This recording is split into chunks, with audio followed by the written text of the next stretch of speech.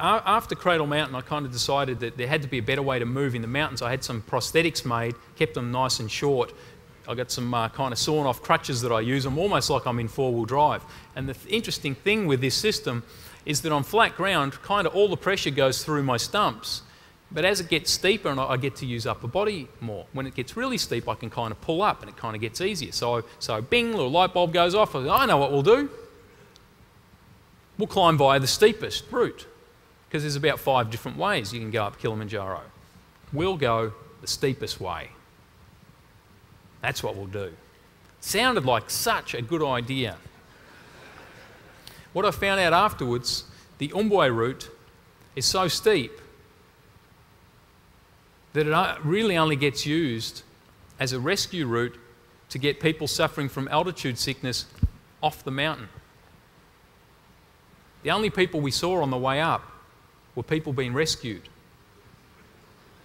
Some of them in stretchers. How happy do you think they were to see us? Not happy. One guy almost climbed out of the stretcher. He says, "Do you know what? I feel so much better now. I think I could go back up." Not happy to see us at all. So the thing with climbing a mountain, obviously, it's all about putting one foot in front of the other, right? It's all about moving forward. And that's pretty much what we went out and set out to do.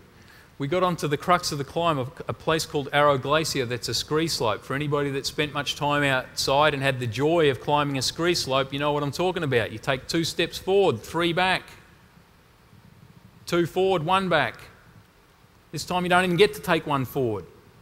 Right? It's a shocker. You know what it's like. Can you imagine what it's like doing it like this? It's not fun. We're on this scree slope for about 11 hours, just moving up, up, up, until finally we find a place with a flat enough area to put up a couple of tents. We get the tents up and I pretty much collapse into my tent. You can see the joy of being in the mountains written all over my face there. Talk about sick. Holy. I've never felt so sick.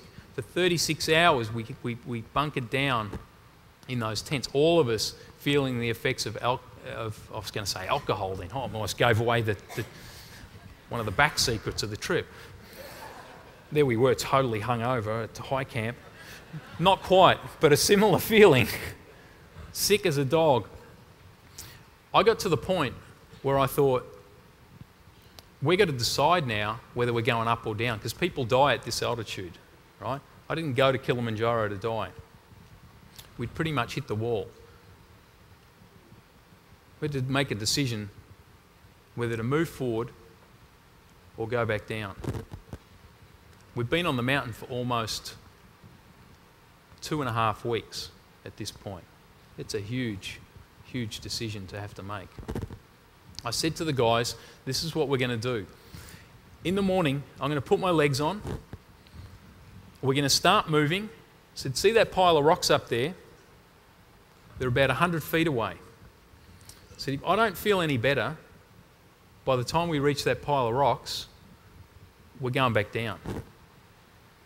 Because I'm not here to die on this mountain.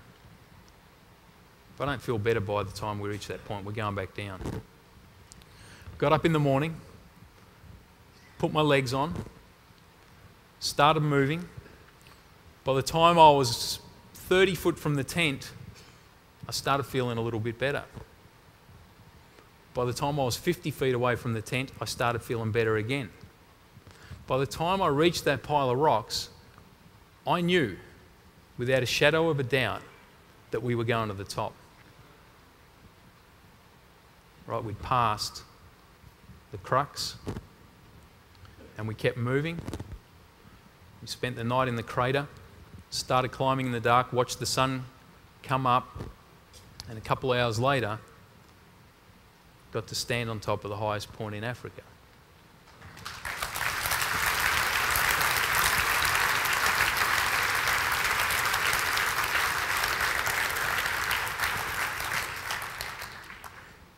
Now,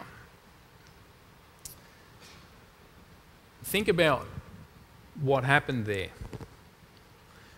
The only way that we could move forward, the only way I could move forward, was by changing my perspective, by getting out of the tent and seeing things from a different angle.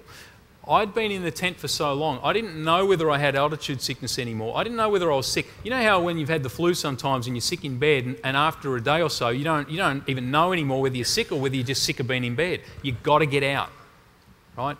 And that's what I had to do. And by changing my perspective there, allowed me to see things in a different way and allowed me to make that decision to move forward. It's huge. Have a think about it as we move through these interesting times. There's times when we've got to step back. We've got to ask ourselves, how am I seeing this?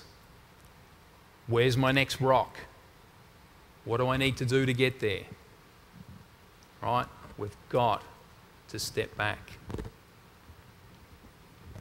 A reminder for you, in case you haven't picked up on this already. What we're talking about here, we're not talking about climbing mountains. What we're talking about is that if a guy can go from here to here, what does that mean for you? What does that mean for you? What are you going to create? What kind of world are you going to create? I want to thank you guys so much for allowing me to share part of my story here with you this morning, and I want to wish you all the best in moving through and carving some success out of, let's call them, interesting times. Thanks so much for having me.